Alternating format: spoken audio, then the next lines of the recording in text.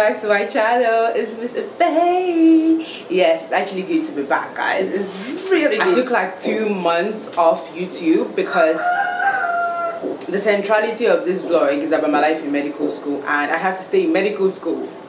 You get to keep doing the vlogs, so yeah, I had to focus on my exams and all of that. And I passed my exams, so I'm in 3rd year of grad med school, which is 5th year of the traditional year if you do your regular 6-year program. So I'm like in my 5th year, and I'm gonna make the vlog really short so that we can get through. But is anyone feeling my braids? Just have to take a moment to soak you in, you know what I'm saying? Yeah, anyways, enough of my braids. Today's video is in collaboration with Stetholifestyle. I know, my very first collaboration. You should go check them on Instagram. I'm gonna put their Instagram account here, Stetholifestyle. And this video in collaboration with Stetholifestyle is supposed to, it's not too different from my normal videos. It's just to tell you guys who I am, what I vlog about, and what I've been up to. Okay, so Ifedayo, Ifedayo, Adidotun, yeah. I'm Nigerian. I school in Ghana. I'm doing my grad med school here in Ghana. I'm in my 3rd year of my grad medical program, which is like the 5th year if you're looking at the traditional 6-year medical program. Yes, I'm doing the clinical bit right now, and I'm currently on my pediatrics rotation, my pediatrics junior clerkship, yeah, which has been quite interesting if you ask me. But yeah, I really wanted to show you what a typical day in my life is like. But seeing I took a week off school 2 weeks ago to be a normal person like every other person out there, I had to really catch up on schoolwork last week, so I really couldn't carry a camera around. My program is the grad med program, and to get in here you have to have a degree in the biological sciences year, and you have to have at least a 2nd class lower, and then there's a course that runs for 3 weeks. You write the exam. The course, they'll tell you, it's not compulsory, but I advise everyone to go for the course. Then you write the exam. After that you do an interview, and after the interview you get into medical school. Then the rat race begins. So the traditional stream is you get into that right after high school. You can decide to do it right after your high school diploma, or you can decide to do an A-levels and then come in. In Ghana, it's a really competitive one because the medical schools are kind of limited, quite limited, and a lot of people want to do medicine. So even if you get all A's, getting into med school is not guaranteed. Trust me. So it's really competitive. So I advise you to get all A's. That's the surest way to at least put one foot in the door before you do the interview and all of that, and then the whole process. One can apply by looking out for the application forms, but the graduate medical program, the application forms don't come out up till like later in the year. I think about October. Yes, I think about October, and then it closes somewhere in January, very early January. But for the traditional stream, I know they do their high school final exams somewhere around May. Yeah, so you have to look out for the forms around that time. You have to look out for the forms, and then the particular school you want to go to, you need to know what they're looking out for, and what if they prefer you to be your first choice, what kind of grades they want you to get, and all that. So you need to like have researched into the school and know exactly what they want. What exams you have. Okay, for the basic sciences years, which is about 1.5 years of the 4-year graduate program, and that's about 3 years of the traditional stream program. 3 years and a semester, actually. 3 years and a semester of the traditional stream program. It's basically, for the graduate program, it's basically written exams and oral exams, the vivas. So the written exams, most of it you do the MCQs, you do the theory bit where you write the essay bit. Yeah, that's what I meant to say, the essay bit. You do the essay bit, and then you go ahead to do an oral exams, a viva. But for some modules, I think all the modules actually, we get to do interim assessments for all of them. Some modules want you to do 2, 3, kind of boost your mark, boost your chances. Some modules just want you to do 1. So if you fail it, you fail it. If you don't fail it, amen. It's really up to you. So yeah, you do an interim assessment. That's for the basic sciences bit. Then when you cross into the clinical years, you merge with the people who are going to graduate in your year from the traditional stream. So I met with the class of 2020 of the traditional stream from the graduate program class of 2020. So we met together and we take classes together, and that's when you start going to the wards full time.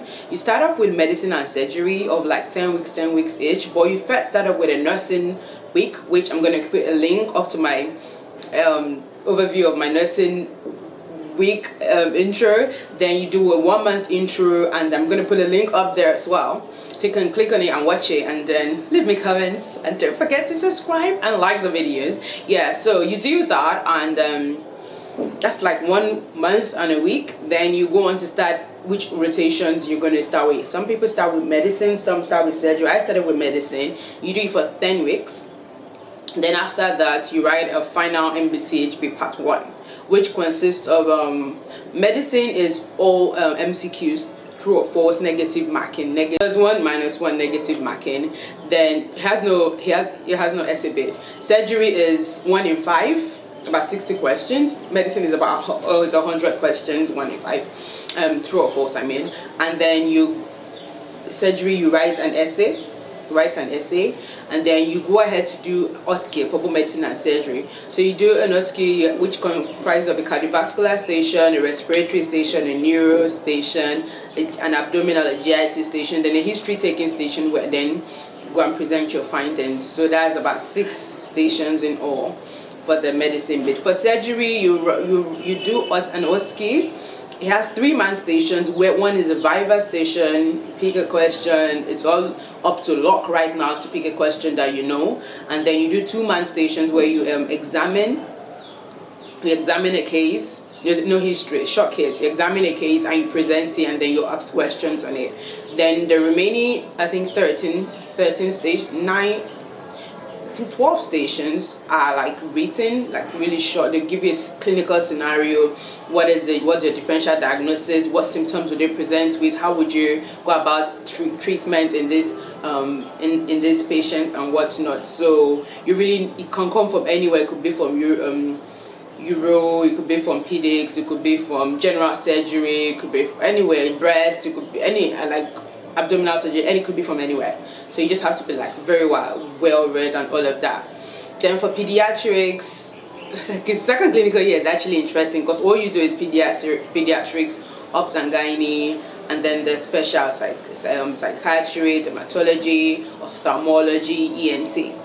And you do the junior clerkship, and then you now do the senior clerkship. That's what makes up the whole of second clinical year. So it's basically like you're just alone by yourself.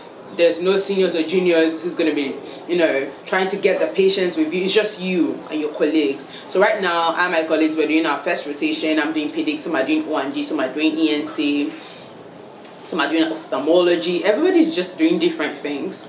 And pedics so far has been great. Yeah, I guess. Yeah, it's just like the history taking is so detailed. And we had a class on obs and gynae history taking, and I was like, whoa, okay, people. We're going to ask all these questions, and then we're going to get tested. The pedics exam is basically like you do for the practical bit, you do 45 minutes long case, you take history, you examine, and you present. So present for 15 minutes, but the written bit is true or false, 1 in 5, and then then you write an essay as well. I think 2 or 3 essay questions for pedics. Obs and gynae, I haven't done the rotation, so I kind of don't know. But I know you do an OSCE, you do a true or false 1 in 5 as well, and then you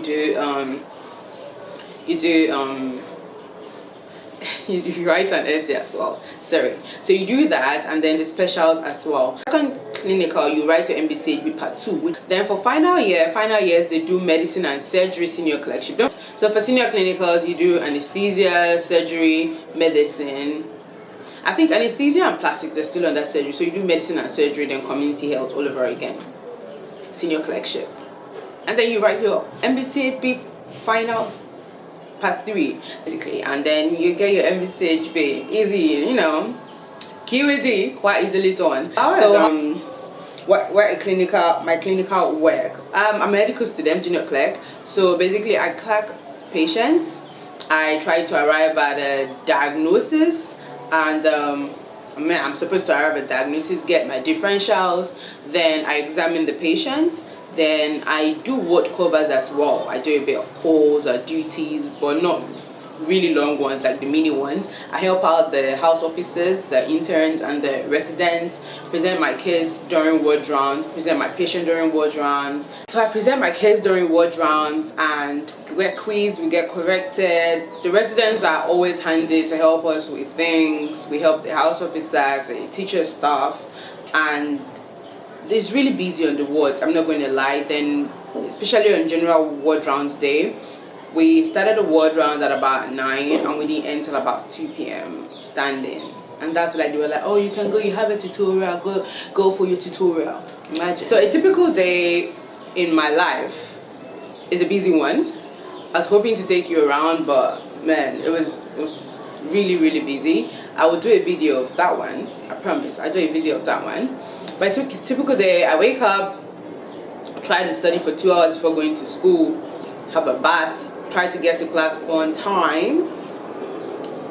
I try to get to class on time, and then we have lectures, and then we have the morning lectures. Sometimes we have 2 hours morning lectures from 7 to 9. Sometimes we have 8 to 9. So Monday, Tuesdays we get 7 to 9, and Wednesday, Thursday, Friday we get 8 to 9. Then I go to the ward, see my patient, check any updates from the previous night and the last time I was on the ward, which was usually the previous day. Check on my patient, then ask how they're feeling and what's not. Probably re-examine them again. Then wait for bedside teaching. If it's general ward rounds, we join the general ward rounds with the residents, the consultants, the professors, and the house officers. We join the general ward rounds, and then we see the cases, we discuss. If it's bedside teaching, we discuss someone's case. You get to ask questions, you get to, you get to get clarity and all of that on everything you want to know about that case. Then after that, on Tuesday, Wednesday, Thursday, we get tutorials. So we have to study for the tutorials because we get tested before every tutorial. So you do a pre-test, you get your tutorials done, which usually lasts till about 4 p.m. Then you do a ward cover from 4 to 8. If you're supposed to be on ward cover, you do a ward cover from 4 to 8. Then if you're supposed to be an emergency call, you do 8 to 10 as well. So typically a day can end at 10 p.m. So while last week I was usually getting home at 10 p.m, 11 p.m. because I was trying to make up for the time when I was not around. I think I'm talking too fast. Sorry. Yeah. So I was trying to make up for the time when I wasn't around. So I was like literally staying back. Even if I wasn't on cover or was not, I was staying back to catch up on patients, notes, and all of that. So that's basically what my day typically is like. I know I haven't mentioned time I eat. Well, what I do is I take like malt in a like canned bottled malt in a pep bottle, and I just stick in my ward coat. Take like snacks and stick in my ward coat and literally eat on the go. Basically that's what I do. I'm sure you're wondering when's the time she gets to read. She's a medical student. So if I'm not on ward cover, I just stay back in school and then maybe help on the ward, leave around 5, then study in the library till 10, then come home. If I'm on ward cover, I do my ward cover and read on the wards, you see, till about 8, then help out the setting up lines, venipuncture, putting in a cannula, and all of that. I just help out on the ward. Then if I'm doing the emergency rotation, I have to be in emergency. So I have to go there, help out the emergency doctors, the emergency house officers, the nurses, and all of that. So, and then we have to sign for about 32 procedures. So you have to really be hands-on. You can't slack.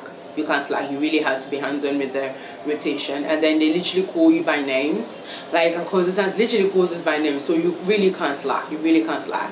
So yeah, basically that's what a typical day in my life is really like. I typically sleep around 12 midnight, and I typically wake up around 4 a.m. I get my 4 hours of sleep. I mean, I try, people. I try. I sleep. I get my 4 hours of sleep. So basically, that's what I did in my life. So again, this video is in collaboration with Stetholifestyle. They showcase medics, nurses, medical doctors, healthcare professionals. They showcase their life outside medicine. So if you want to see more people like me and connect with more people like me who are sharing their journey of helping people, you can go on their Instagram, which I have linked, and I will link I'll put here again. You can go on the Instagram and you should go check out their Instagram page and like their page and follow them. Is it like they do? They follow on Instagram. Yeah, you follow their page on Instagram and have a fab time. So if you haven't subscribed to my channel, this is a very good time to subscribe. Give me a very big thumbs up on this video. Let me know what you feel about my hairdo, you know what I'm saying? And then I'm gonna put my Instagram account, because I tend to post more on Instagram, not as often as I want to. I tend to post more on Instagram than any other social media, so that's my phone. So yeah, just hop on there and follow me on Instagram as well. And basically, I hope you enjoyed this video. Thank you for watching. Bye.